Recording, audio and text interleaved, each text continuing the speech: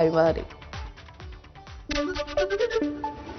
अंधश्रद्धेचा खुला बाजार मांडत अनेक महिलांचं लैंगिक शोषण करणाऱ्या खरातला 29 मार्च पर्यंत पोलीस कोठडी सुनावण्यात आली आहे। नाशिक सत्र न्यायालयात खरात विरोधात सुनावणी पार पडली आहे। भोंदू खरातनं नरबळी दिल्याचा संशय असल्याचा धक्कादायक युक्तिवाद यावेळी सरकारी वकिलांनी केलाय।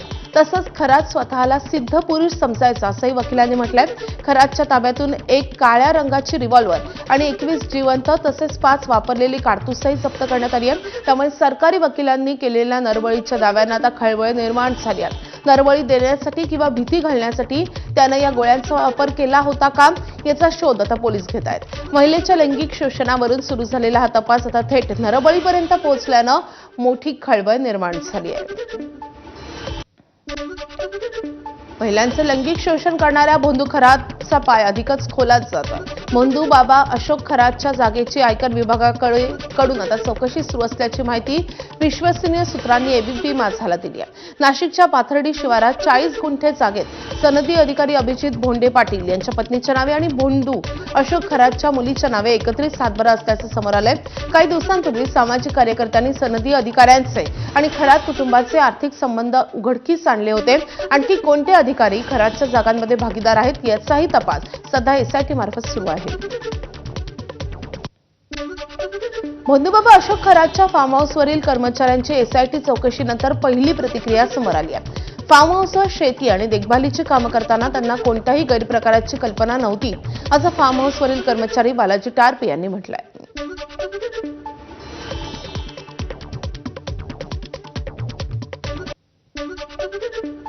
साधारण किती एकर सगळं हे सगळं फार्म हाऊस शेती वगैरे किती एकर? 17 एकरचं आहे। 17 एकर.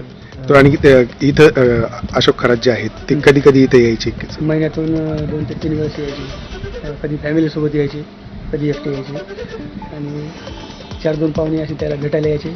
15-20 मिनिटांमध्ये परत जायचे। भोंदूबाबा अशोक खरात प्रकरणात आता आणखी एका नेत्याचं नाव समोर आलंय। अशातच माजी मंत्री आणि प्रहार संघटनेचे अध्यक्ष बच्चू कडूंनी अशोक खरातची भेट घेतल्याचं समोर आलंय।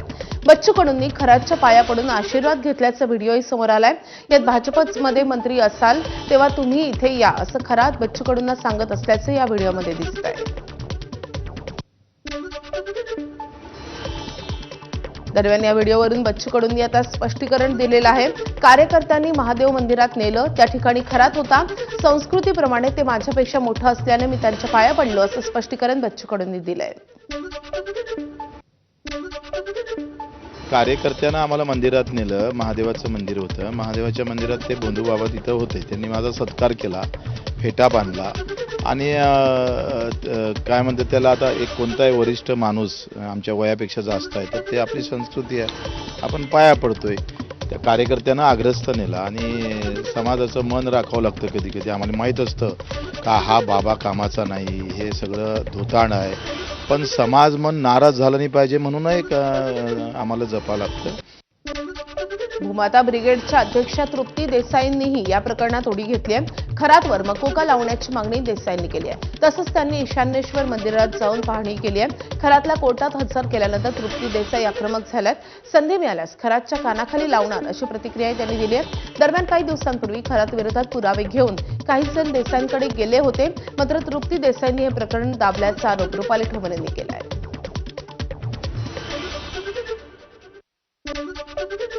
तेजस्वी सातपुतेंकडे जे आहे ते एसआयटीचं प्रमुख म्हणून त्यांना केलेलं आहे।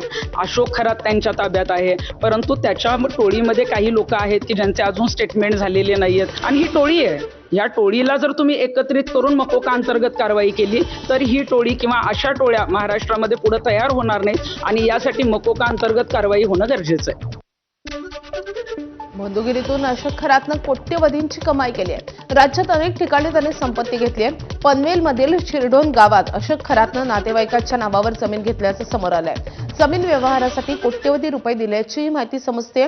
तसंच नोंदणी प्रक्रिया तातडीनं व्हावी यासाठी महसूल विभागाच्या अधिकाऱ्यांनी मदत केल्याचाही आरोप होत आहे। जमीन खरेदीसाठी कोट्यवधी रुपये कुठून आले याची चौकशी करण्याची मागणी होती।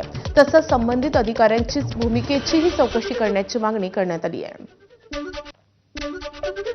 अशोक खरात प्रकरणी आता तपासाला वेग आलाय। शिवनिका ट्रस्टच्या सर्व सदस्यांची नाशिक पोलिसांनी चौकशी केली आहे. या ट्रस्टमध्ये रुपाली चाकणकर यांचाही समावेश असल्यानं त्यांचीही चौकशी होण्याची शक्यता व्यक्त होती आहे. या प्रकरणावर मुख्यमंत्री देवेंद्र फडणवीस यांनी सभागृहात निवेदन सादर केलंय. तसंच खरात यांच्या संपर्कात असलेल्या राजकीय नेत्यांचीही चौकशी होणार असल्याचं त्यांनी स्पष्ट केलंय. त्यामुळे या प्रकरणात आणखी मोठ्या घडामोडी होण्याची शक्यता व्यक्त केली जाते. अशोक खरात प्रकरणी मुख्यमंत्री देवेंद्र फडणवीसांनी सभागृहात निवेदन दिलंय. यावेळी मुख्यमंत्र्यांनी खरातच्या काळ्या कारनाम्यांचा पाढाच वाचलाय.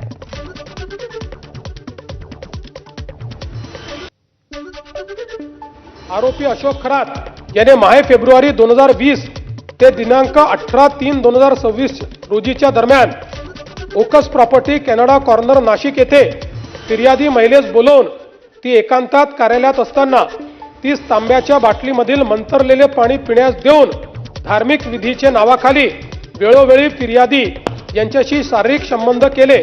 यातून फिर्यादी यांना दिवस गेल्याने अशोक खरात यांनी गोळ्या खाण्यास देऊन फिर्यादी यांचा गर्भपात घडवून आणला. अशोक खरात हा देश सोडून पळून जाण्याची शक्यता होती. तो पळून गेला असता तर त्याला शोधणे जिकरीचे ठरले असते. त्यामुळे पोलिसांनी त्याचा लुकआउट सर्क्युलर जारी करण्याबाबत अहवाल एअरपोर्ट अथॉरिटी यांना 10/3/2026 रोजी सादर केला व एअरपोर्ट अथॉरिटीने तात्काळ त्यास परदेश गमनासाठी बंदी घातली. विशेष पोलीस महानिरीक्षक कायदा व सुव्यवस्था यांच्या आदेशान्वये करून दोन्ही तपास SITकडे वर्ग करण्यात आले. मुख्यमंत्र्यांच्या निवेदनानंतर खरात प्रकरणावरून राजकारणही रंगलंय. या प्रकरणात जे राजकारणी गुंतलेत त्यांची चौकशी करणार का, असा सवाल भास्कर जाधवांनी उपस्थित केलाय. तर खरातला वाचवणाऱ्यांची चौकशी करा अशी मागणी विजय वडेट्टीवार यांनी केली आहे. माझा आपल्याला एकच फक्त प्रश्न आहे की नुसतं आर्थिकदृष्ट्या नाही तर या सगळ्या गोष्टीमध्ये अधिकाऱ्यांना माहिती असून सुद्धा त्यांनी ही गोष्ट कानाडोळा केला आणि म्हणून इथपर्यंत आलं. आपण सगळी हिस्ट्री 2022, 23, 24 पासून सगळी सांगितली. त्याचबरोबर राजकारणातल्या काही माणसांची नावं अध्यक्षमध्ये समोर आलेत, फोटो समोर आलेत. आपलं महाराष्ट्र राज्य हे पुरोगामी महाराष्ट्र राज्य आहे. छत्रपती शिवाजी महाराजांच्या विचारांचं हे राज्य आहे. तुम्ही आम्ही अंधश्रद्धा निर्मूलन कायदे करतो. अशा वेळेला जे कोणी याच्यामध्ये आहेत ते सुद्धा याच्यामध्ये गुंतलेले आहेत. त्यांची आपण चौकशी करणार का?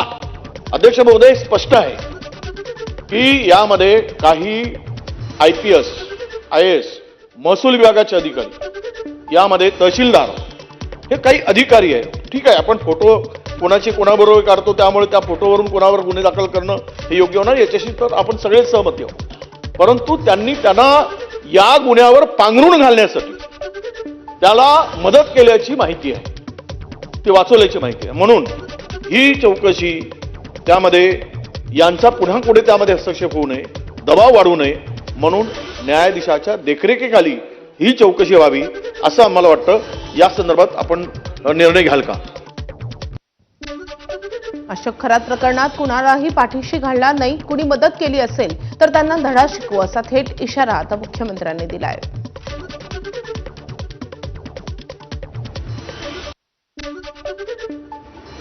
कोणाचा फोटो कोणासोबत आहे यावरनं त्याला आरोपी करता येणार नाही. पण आता आपण डिलीटेड डेटा पण या ठिकाणी संपूर्ण काढतोय.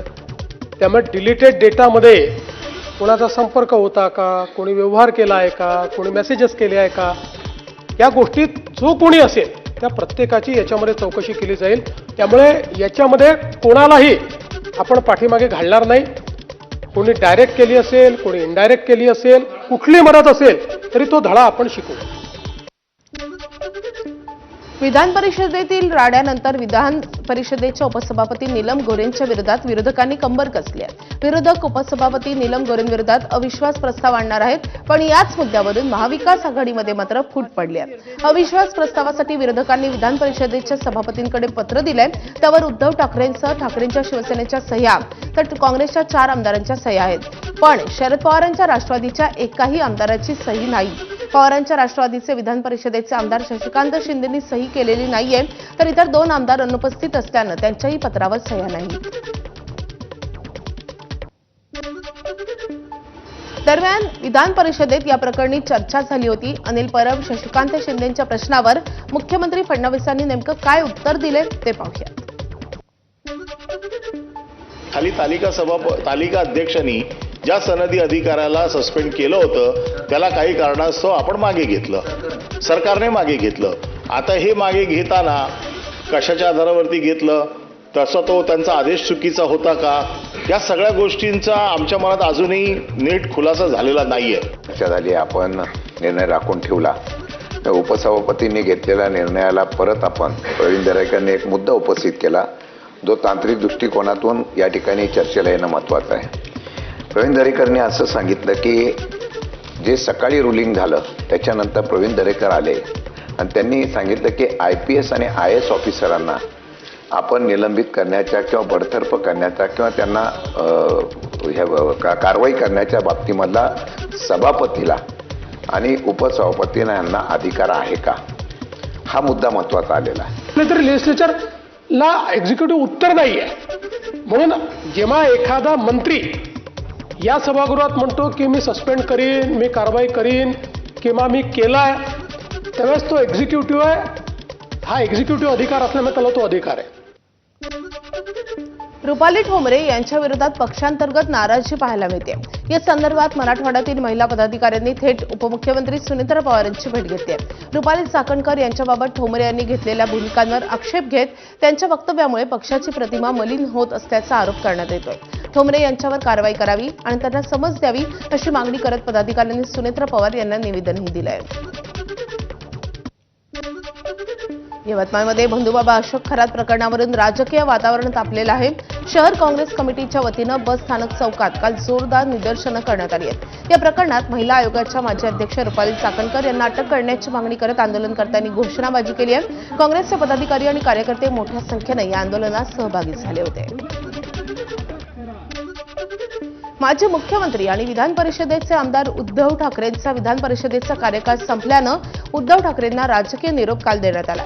यावेळी सभागृहात राजकीय कोपरखळ्या आणि तुफान शाब्दिक फटकेबाजी पाहायला मिळाली.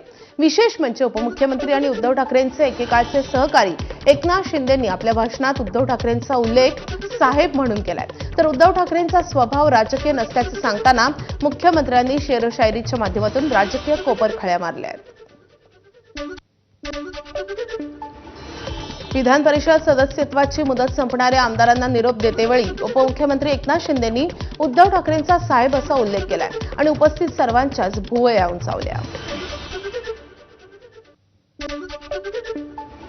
त्या वरिष्ठ सभागृहातील 9 सदस्यांना आज आपण निरोप देत आहोत. त्यामध्ये उद्धव ठाकरे साहेब आहेत, डॉक्टर नीलमताई गोरे आहेत, अमोल मिटकरी आहेत, शशिकांतराव शिंदे आहेत, रणजित सिंग मोहिते पाटील आहेत, राजेश राठोड आहेत, संदीप जोशी आहेत, दादाराव केचे आणि संजय केनेकर आहेत. हे आपले 9 सहकारी. पुन्हा एकदा मी या सर्वांना शुभेच्छा देत असताना जाता जाता एवढंच सांगतो, सहवास सुटला म्हणून सोबत सुटत नाही, सहवास सुटला म्हणून सोबत सुटत नाही. नुसता निरोप दिल्याने नातं तुटत नाही. निरोपाचा क्षण नाही, शुभेच्छांचा सण आहे. आणि म्हणून निरोपाचा क्षण नाही, शुभेच्छांचा सण आहे. तुमच्या भेटीसाठी पुन्हा आतुर हे मन आहे. आणि म्हणून या बाबतीमध्ये एवढंच सांगतो, काही जणांची भेट सगळ्यांसाठी रे बाबा.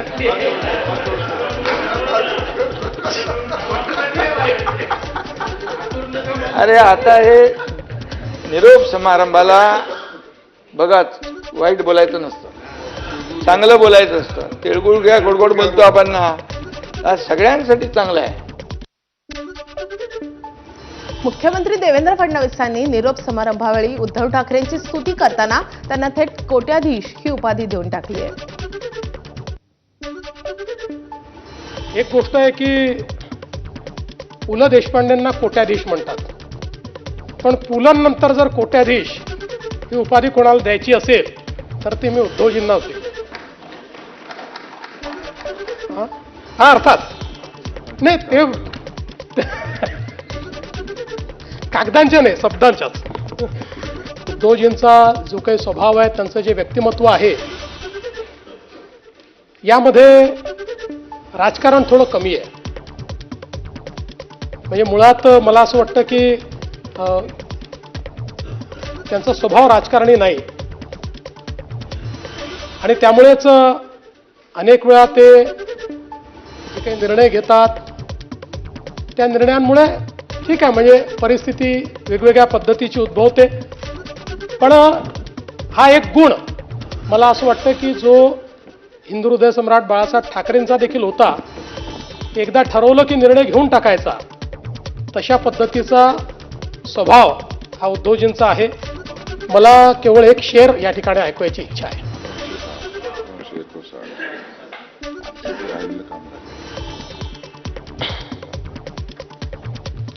साजिश की सौगात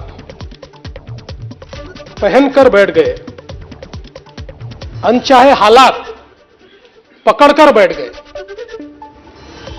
साजिश की सौगात पहनकर बैठ गए, अनचाहे हालात पकड़कर बैठ गए. जिनको मेरा हाथ पकड़कर चलना था, हैरत है वो बात पकड़कर बैठ गए.